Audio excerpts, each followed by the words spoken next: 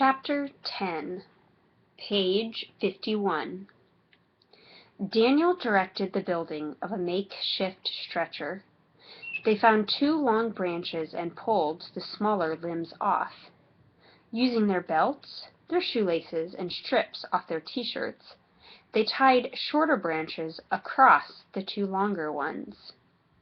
Daniel filled in the cracks with pine boughs. He made a mock bow in front of Troy. "Your carriage awaits." Scotty and Brandon lifted Troy from the ground and carefully placed him on the stretcher. Daniel intended to stick to his original plan and cross the river at its slowest moving point.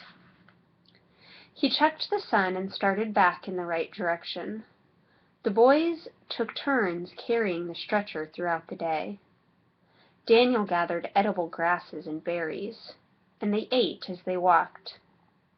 When it was nearly dark, Daniel motioned for them to set the stretcher down under a tree. Troy's face was still white.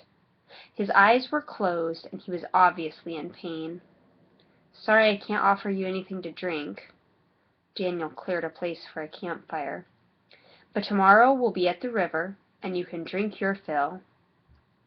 Scotty lay back in the dirt. "I'm done. I don't think I can walk another step." "How long will it take us to get home after we get to the river?" Brandon asked. Daniel blew on twigs and pine needles to start the fire. "It depends on how long it takes us to get across, and how far it is back up river to the washed-out bridge." "I heard something." Scotty sat up. "It's coming from over there." He pointed out into the gathering darkness. "There it is again! Something's in that brush." Brandon sat up. "Bears?" Daniel moved behind the fire and picked up a sturdy, round stick. A large brown dog trotted out into the opening. He stopped when he saw the fire and the boys. "Oh, it's just a mutt." Scotty held out his hand. "Here, boy." "Don't call him." Daniel eyed the dog. "Everyone stay perfectly still. Don't give him any reason to come this way." The dog lowered his head and growled. He took a step toward them and hesitated. Brandon cautiously reached for a stick. The dog snarled and bared his teeth. White foam dripped from his mouth. Troy felt around on the ground beside him. His hand rested on a large rock. The dog pawed the ground like an angry bull. He shook his head and some of the white slobber flew off. For a minute, it looked as if he was going to turn and go back into the bushes. Suddenly, he charged straight for them, lunging at Daniel. Daniel quickly sidestepped and brought the stick around.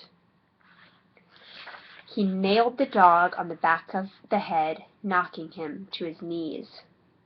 Troy raised his rock and brought it down squarely on the dog's head. The dog didn't move.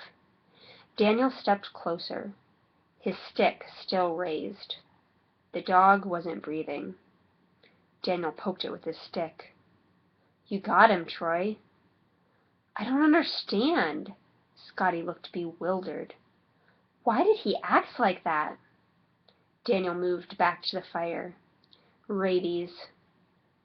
Brandon pointed his stick at the dog. "He could have killed us." Daniel nodded. "If he had bitten one of us, we probably wouldn't have lasted more than a couple days." Scotty was still staring at the dog. "I wonder what he's doing way out here." "No telling." Daniel put a piece of wood on the fire. "He probably made it to this side before the bridge washed out. Picked up the disease and couldn't figure out how to get back." Scotty nervously looked out into the darkness. "What if he bit something else?" "He probably did. That skunk you guys told me about, for instance. Skunks don't usually roam around in the daytime, unless something's wrong." A shudder went through Scotty. "This place gives me the creeps.